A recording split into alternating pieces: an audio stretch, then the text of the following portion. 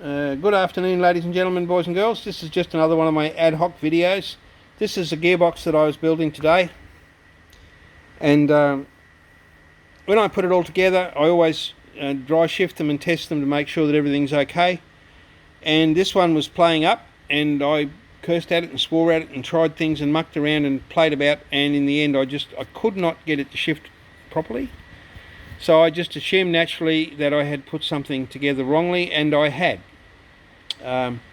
Quite simply, these two wheels here, as you can see, there's gear teeth on this one, and there's teeth on the back, and they're timed, and I had this one out one tooth, this little fella here.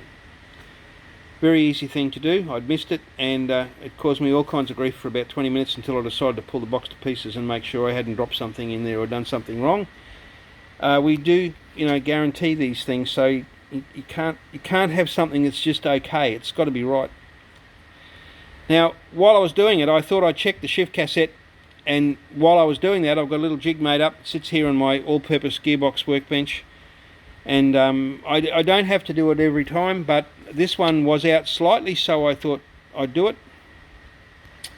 I'll take this off. We polish and clean all these and shine them, all the rotating surfaces. This is your shift pawl. That's the little spring that breaks right there, usually breaks about there. And that goes into this ladder track on the back of that wheel. See that the ladder sticking out there? And there's the shift pawl ready to pull it back.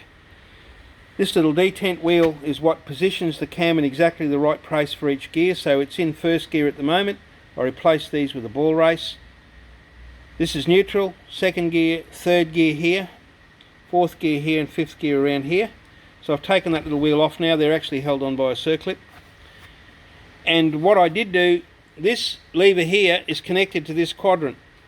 See, it has a stop in it, has a stop on the other end, it's curved, and right there is a roll pin which gets hammered in through the body there, and that's the detent. That's what stops your gear lever from going over center. Sorry, I had to move my hand. See, it's stopped up against the end of the quadrant. When you let it go, it comes back.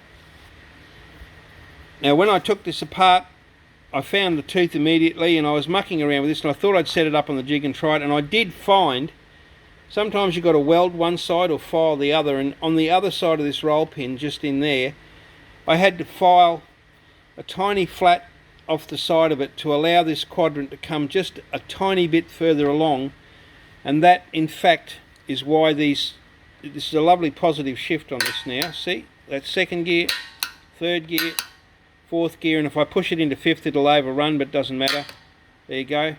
When the assembly's together, it can't do that. So back again, fourth, third, second, bump it, and that there is in neutral, and in there is in first gear. And now when you go to the detent on the end of that, you get a perfect shift along that, nice and crisp. Stops right in the bottom very quickly. It actually lines up as you pull it across, and the shift follower wheel there drops straight into the bottom of the indentation. So now I'm happy with it.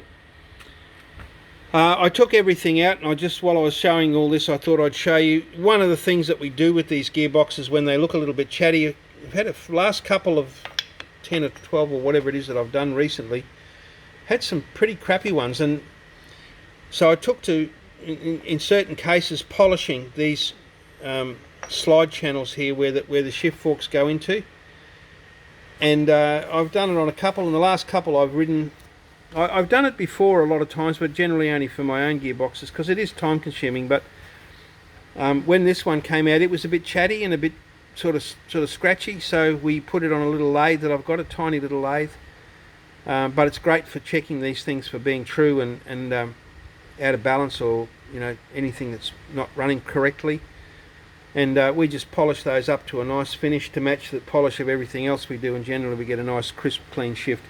So now I'll go and put this back and go home. Ride safely, stay well, until we meet again.